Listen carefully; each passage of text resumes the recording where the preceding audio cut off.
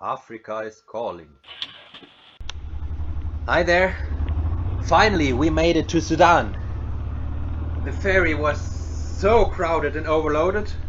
We could hardly find a place to sleep. And we used the time on the ferry to do a lot of paperwork already.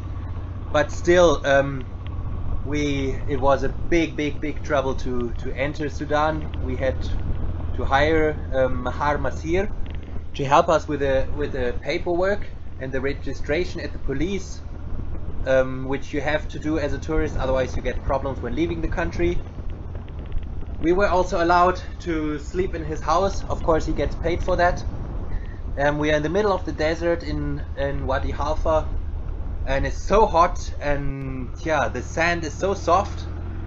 If you ride against the marks of other vehicles, you can ride, but if you want to ride where other vehicles have been driving before, it's so hard, and I always tip over and get stuck.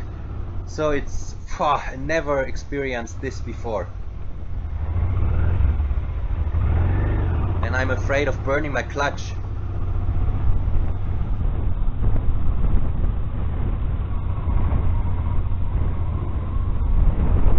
Das ist mit das Härteste, was wir bisher gefahren sind. Mein Motorrad ist schwer beladen. Ich habe tonnenweise Sprit dabei.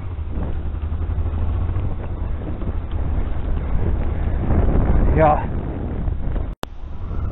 My bike is loaded so heavy with 50 liters of petrol and 15 liters of water. Water has 3 times the price of petrol here in Sudan. 1 liter of drinking water or tap water is about €1, while petrol is just 30 cents per liter. But because you can't buy anything here, you have to bring everything yourself for the next 500 kilometers.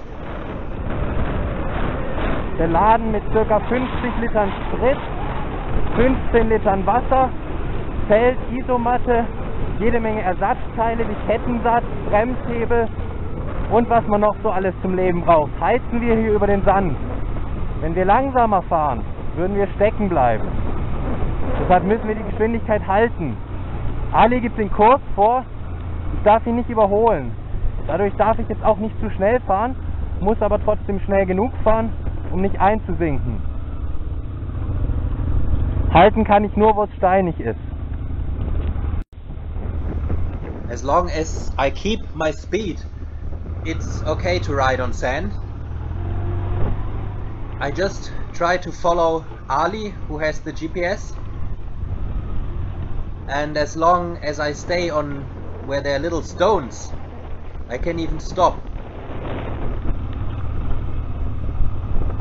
Sometimes we find a little bit of tarmac road where the Chinese people are busy building a new road here, but usually it ends after a few hundred meters.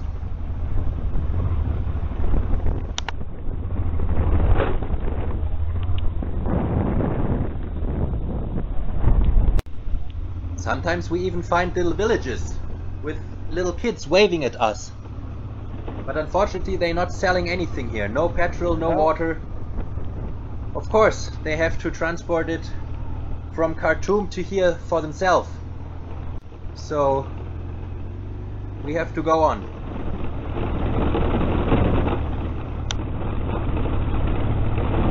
Wellblech vom Feinsten. Ooh, this washboard is horrible. Hello? Nice kids again. Usually they want some sweets or something. But what is amazing, you can still see people growing stuff here. It's so dry, it's almost desert, and people are growing plants. Amazing. Just hope my bike will survive. We have 2 more days to go. Thanks for watching.